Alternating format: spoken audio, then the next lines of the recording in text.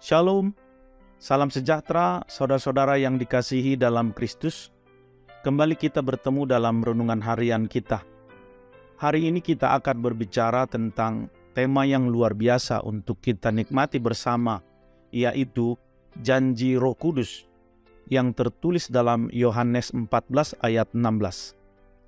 Sebelum kita belajar dari kebenaran firman Tuhan, marilah kita memulai waktu renungan kita dengan doa.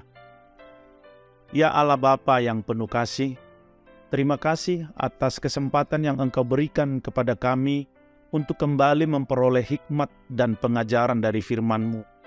Kami bersyukur atas janji-janji yang Engkau berikan melalui Yesus Kristus, yaitu Roh Kudus, pribadi penolong yang Engkau kirimkan kepada para murid, dan juga bagi kami orang percaya-Mu. Kiranya Engkau membuka hati dan pikiran kami, agar kami dapat memahami makna penting dari firman Tuhan ini bagi kehidupan kami sebagai umat-Mu. Berilah kami pengertian dan kebijaksanaan saat kami merenungkan firman-Mu. Amin. Saudara kekasih dalam nama Tuhan Yesus Kristus, kita mulai renungan hari ini dengan membacakan firman Tuhan yang menjadi referensi tema kita hari ini yang terambil dalam Yohanes 14 ayat 16.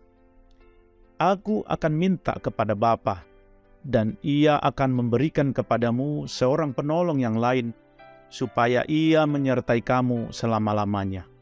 Amin. Roh Kudus adalah pribadi yang dijanjikan oleh Yesus Kristus kepada para murid-Nya sebelum Ia naik ke surga.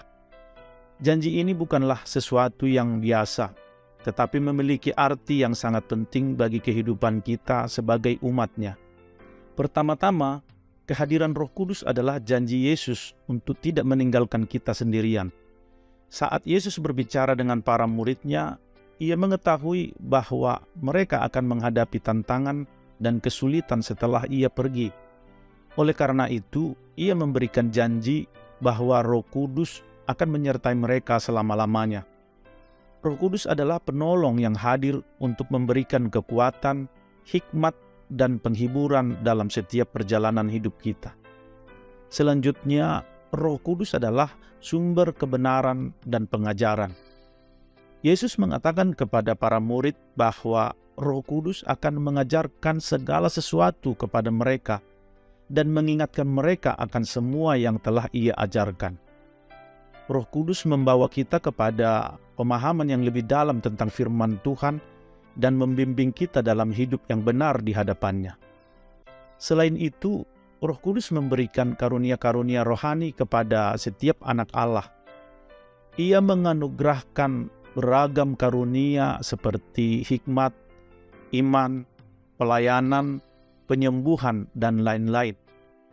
Melalui Roh Kudus, kita diberdayakan untuk melayani Tuhan dan menjadi berkat bagi sesama.